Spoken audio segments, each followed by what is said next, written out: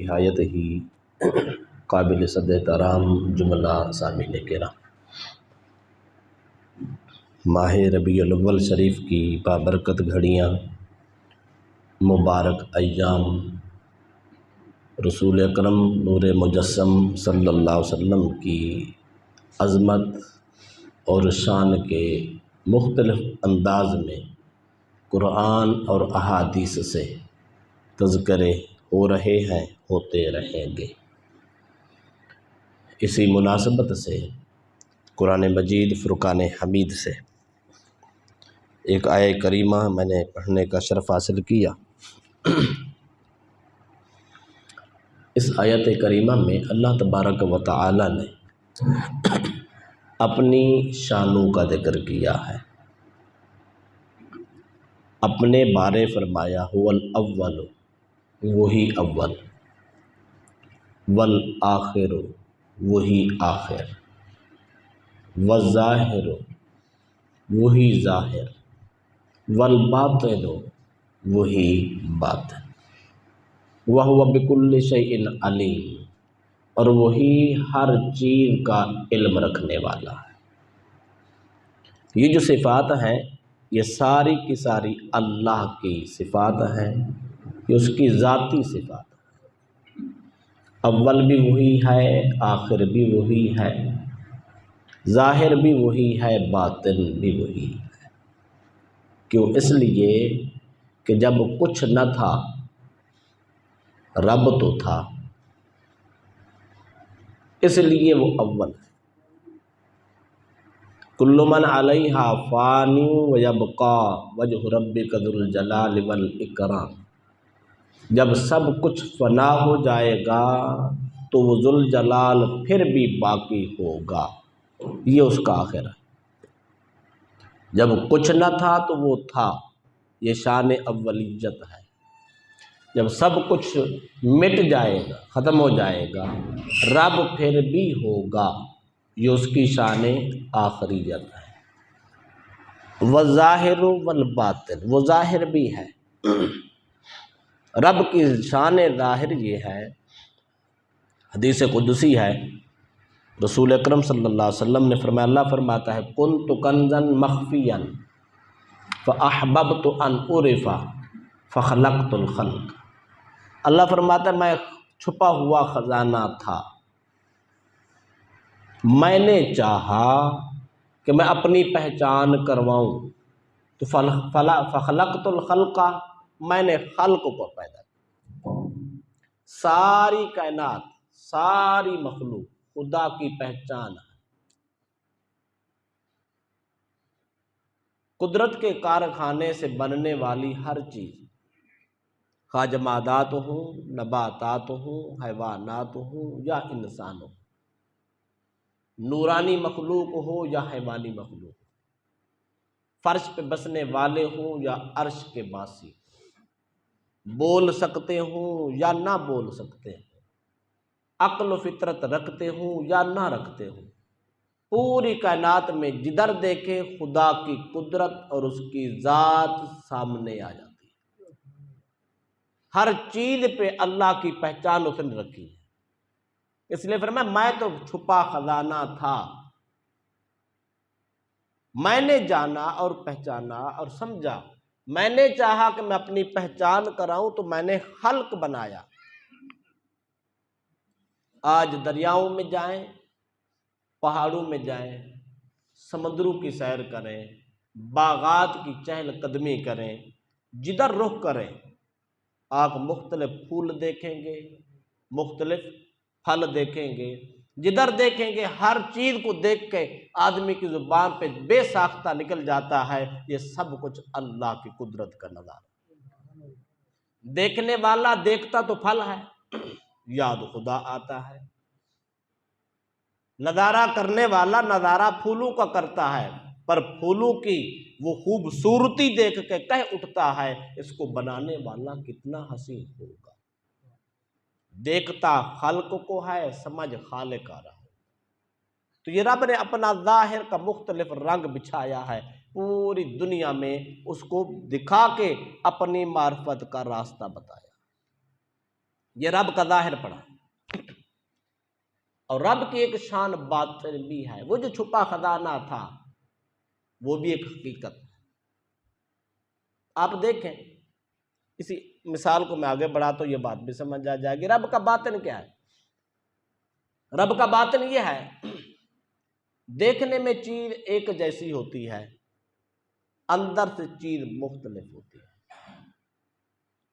آپ کبھی پھولوں کے باغ میں جائیں، آج کل تو زمانہ ترقی کر گیا، اس ترقی کے زمانے میں جا کے دیکھیں تو گلاب ہے، کالا بھی گلاب ہے، سفید بھی گلاب ہے، اور اپنے رنگ میں بھی گلاب ہے۔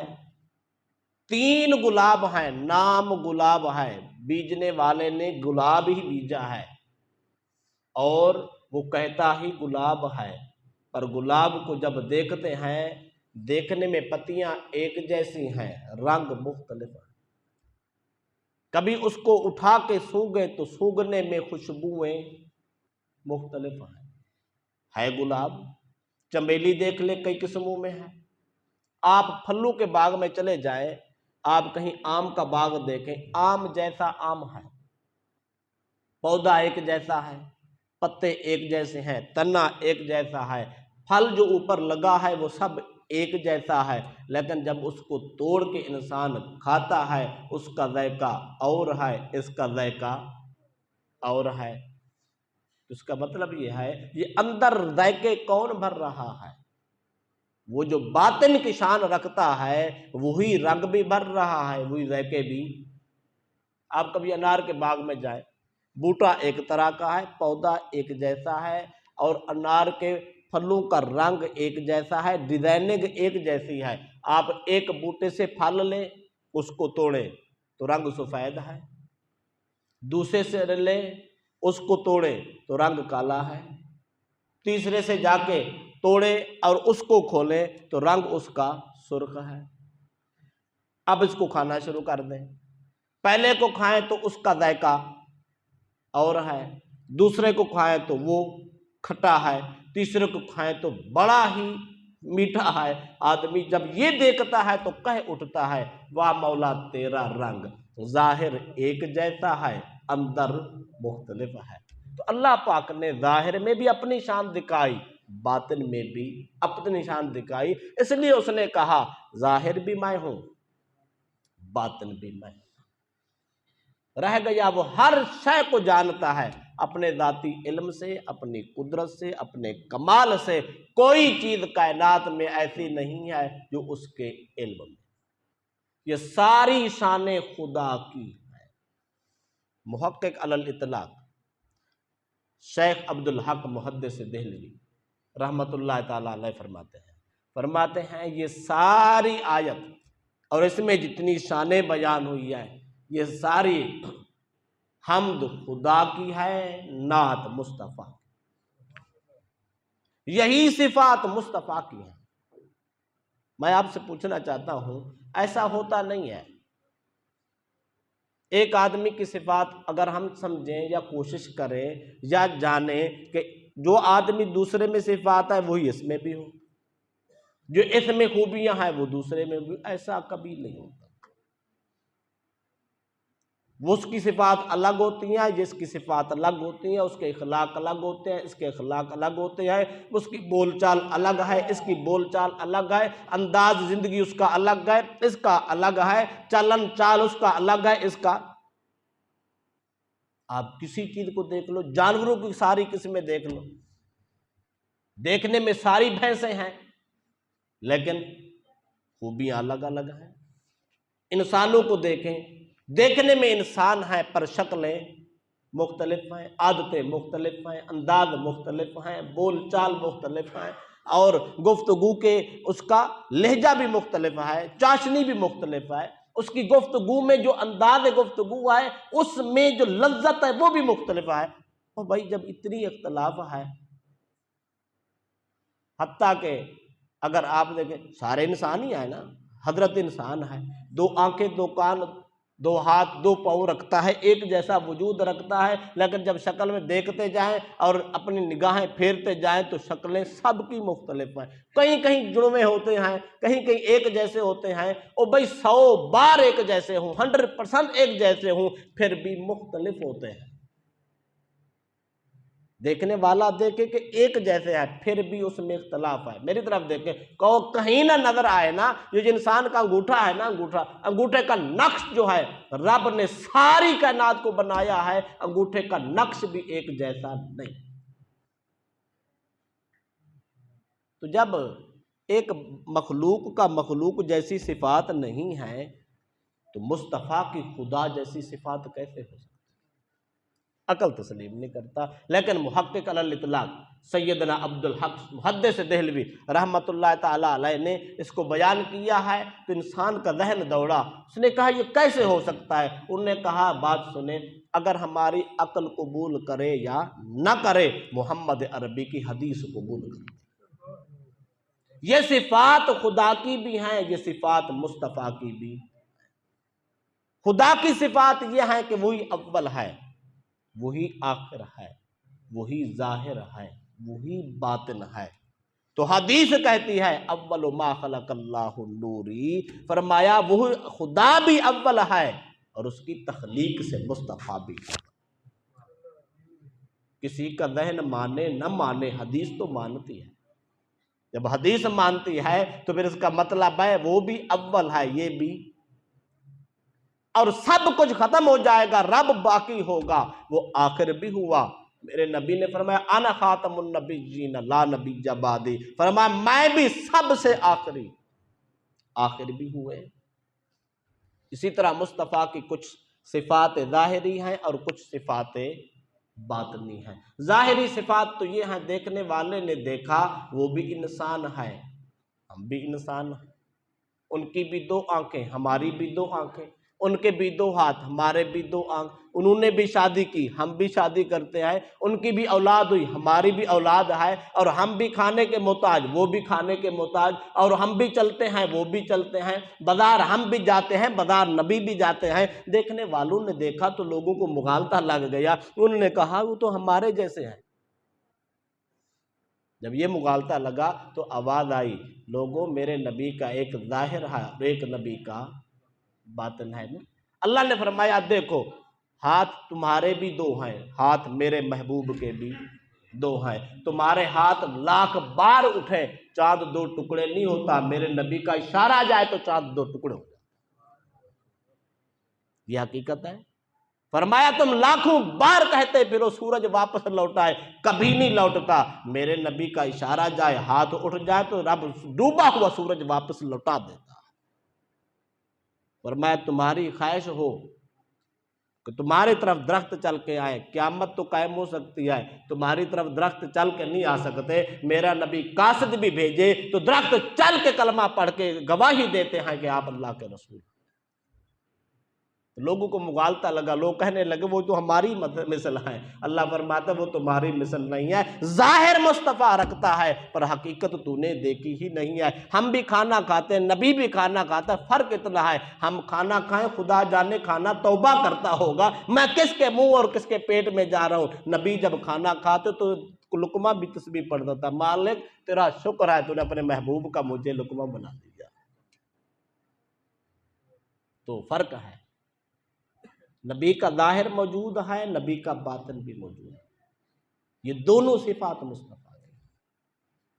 اب چاروں صفات حدیث سے اور حقائق دنیا سے ثابت ہو گئی، خدا اول بھی ہے، خدا آخر بھی ہے، خدا ظاہر بھی ہے، خدا باطن بھی ہے۔ اسی طرح محمد عربی اول بھی ہے، آخر بھی ہیں، ظاہر بھی ہیں اور باطن بھی ہیں۔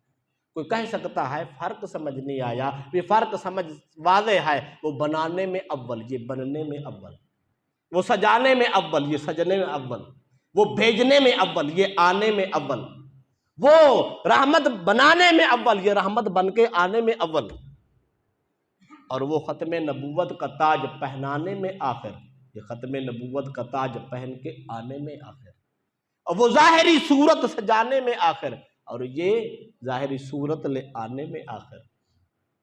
اور وہ اندر کا نور عطا کرنے میں آخر، یہ اندر کا نور لے آنے میں آخر۔ او بھائی وہ خالق ہے، یہ مخلوق ہے، وہ معبود ہے، یہ عبد ہے، وہ خدا ہے، یہ بندہ ہے، وہ کھلانے والا ہے، یہ کھانے والے ہیں، وہ عطا کرنے والا ہے، یہ تقسیم کرنے والے ہیں، وہ خدا سے فیض لینے والے ہیں، کائنات میں بانٹنے والے ہیں۔ وہ خدا ہوا، یہ مصطفیٰ ہوا۔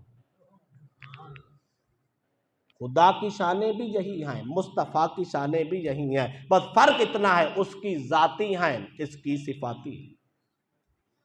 وہ ذاتی شانیں رکھتا، رب کو کسی نے کچھ نہیں دیا، جو کچھ ہے ہر شان مولا کی اپنی ہے، محمد عربی کو ہر شان خدا نے عطا کی ہے۔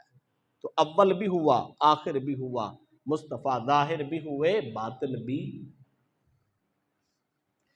اس پر ہم ہر ایک موضوع کو لیں تو ہمیں ٹائم چاہیے، میں پہلا شروع کرتا ہوں، جتنا تک ہم اپنے ٹائم میں پڑھ چکے وہ پڑھ لیں گے۔ اللہ کا پاک نے اپنے محبوب کو سب سے اول بنایا، میرے نبی نے خود اعلان فرمایا انا اولہم وکل الخلائق، فرمایا میرا نور خدا کے نور سے ہے، اول ما خلق اللہ نوری، سب سے پہلے رب نے میرے نور کو پیدا کیا، وَكُلُّ الْخَلَائِقِ مِن نوری، فرمایا ساری کائنات کو رب نے میرے نور سے پیدا کیا۔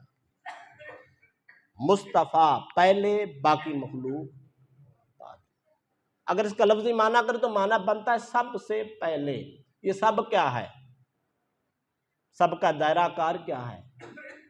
رب کے علاوہ سب ہے، سب کے باہر رب ہے۔ رب تھا اور کچھ نہ تھا، جب کچھ نہ تھا تو سب سے پہلے اس نے اپنے محبوب کے نور کو بنایا۔ کب بنایا؟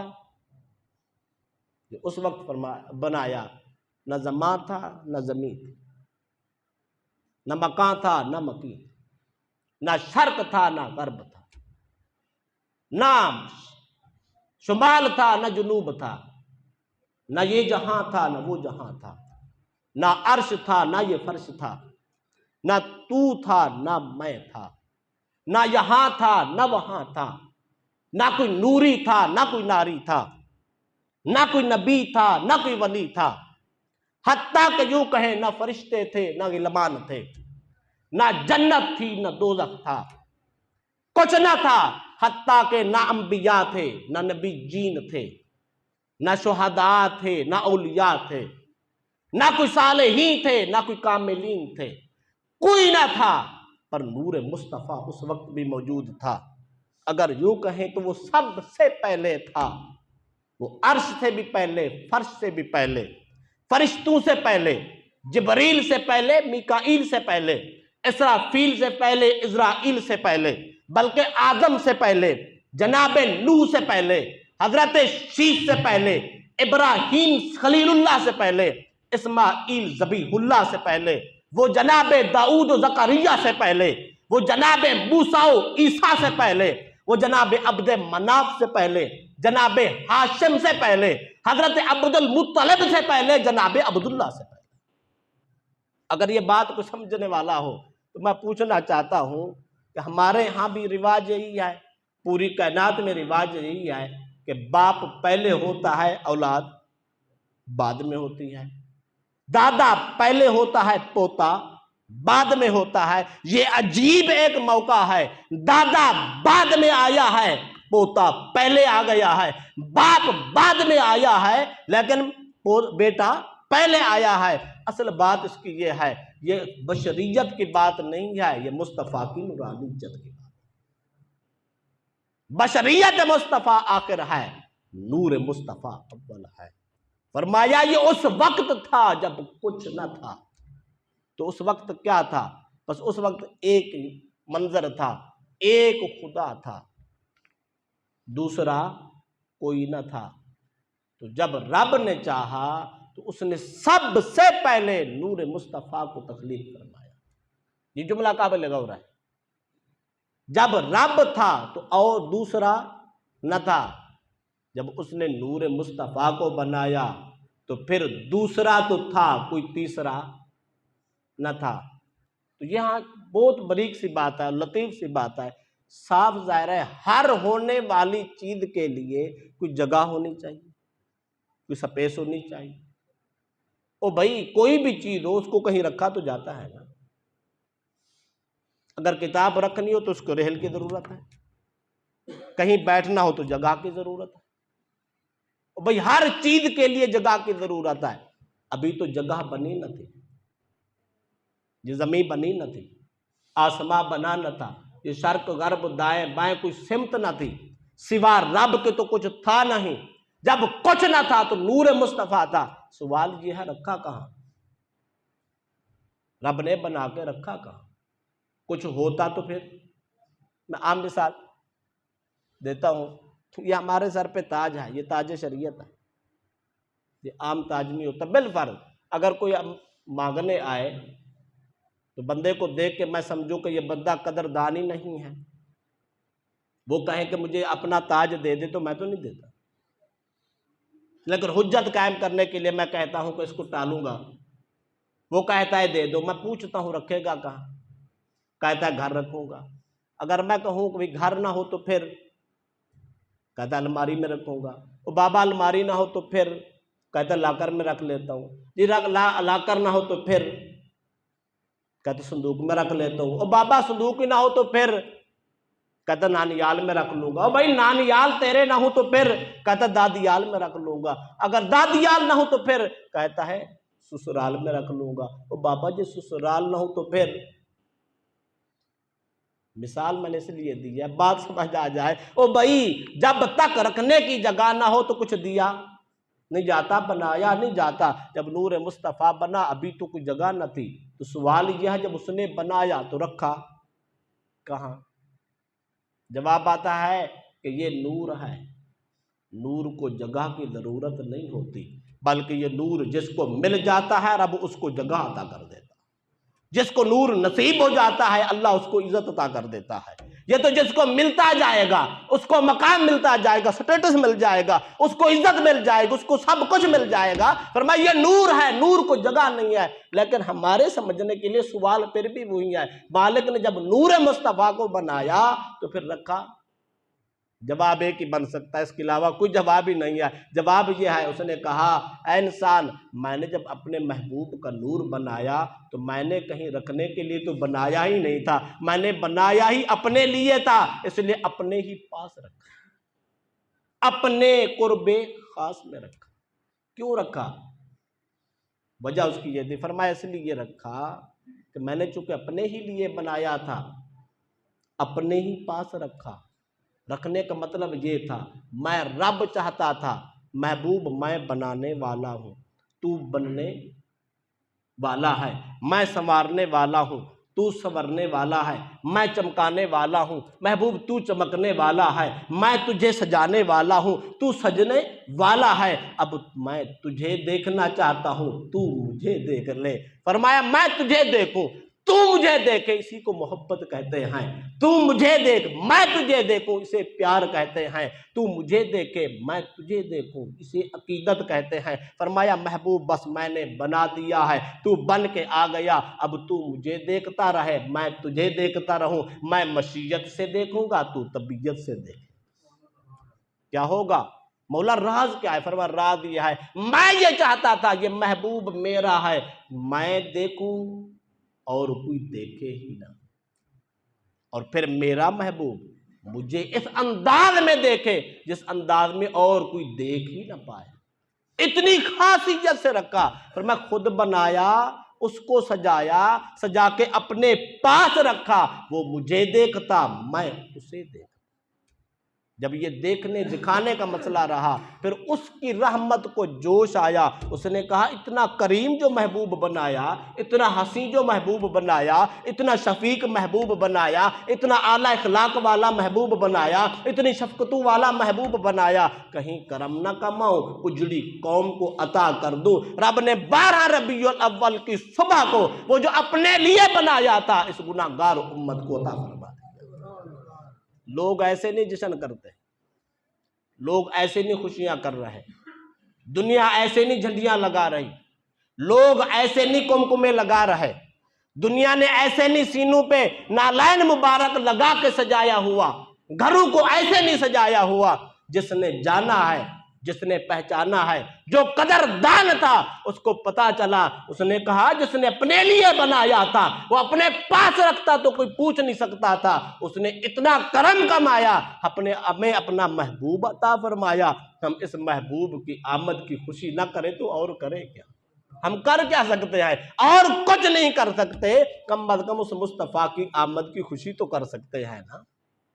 ہم کچھ نہیں کر سکتے، اس نبی کے آنے کے نعرے تو لگا سکتے ہیں، اور کچھ نہیں کر سکتے، کملی والے کے آمد کے جشن تو کر سکتے ہیں نا، اور کچھ نہیں کر سکتے، محمد عربی کی ولادت کی باتیں تو کر سکتے ہیں، اور کچھ نہیں کر سکتے، محمد عربی کی شانیں تو بیان کر سکتے ہیں، اور کچھ نہیں کر سکتے تو ذکر مصطفیٰ تو کر سکتے ہیں، اور کچھ نہیں کر سکتے لبیک یا رسول اللہ کے نعرے تو لگا سکتے ہیں، اور کچھ نہیں کر سکتے، کہیں محمد عربی کو نور اور کہیں محمد مصطفیٰ کو سراج منیر تو کہہ سکتے ہیں یار، اور کچھ نہیں کہہ سکتے۔ ہم گناہ گار ہیں، ہم عاجز لوگ ہیں یار، کچھ نہیں کر سکتے۔ اپنی طاقت کے مطابق گھر میں بیٹھ کے محمد عربی پہ درود و سلام تو پڑھ سکتے ہیں۔ ہر آدمی اپنی بساط اور بساط کے مطابق، اپنی طاقت کے مطابق مصطفیٰ کا میلاد کر رہا ہے۔ کوئی بچوں کو بٹھا کے درود پاک پڑھوا رہا ہے، کوئی نعت خوانی کرا رہا ہے، کوئی جلسہ کرا رہا ہے، کوئی جلوس کرا رہا ہے۔ کسی کی یہ طاقت نہیں ہے تو وہ نفل پڑھ رہا ہے، شکرانہ ادا کر رہا ہے۔ اگر یہ بھی نہیں تو کوئی روزہ رکھ کے خدا کو راضی کر رہا ہے۔ اگر کوئی یہ بھی نہیں کر سکتا تو لمبا سجدہ شکر کر کے کہتا ہے مولا تیرا کرم ہے، ہمیں یہ پردہ دار نبی عطا کیا، سارے زمانے کے لیے رحمت بنا کے بھیجا۔ اب انداز اپنا اپنا ہے، جس کو جو پسند آتا ہے وہ کرتا چلا جاتا ہے۔ آج لوگ اعتراض کرتے ہیں یہ کیوں ہو رہا ہے، اور میں کہتا ہوں یار کچھ نہ کرو، اگر کسی کی طبیعت نہیں مانتی جھنڈے لگانے کی نہ لگائے۔ ہم لگاتے ہیں جبریل کی سنت سمجھ کر۔ اما آمینہ سے کبھی جا کے پوچھ، وہ فرماتی ہے جب میرا محبوب آ رہا تھا، دنیا میں تشریف لا رہا تھا، میں نے آنکھ کھولی تو میرے گھر کی چھت پہ بھی جھنڈا لگا تھا، کعبے پہ بھی جھنڈا لگا تھا۔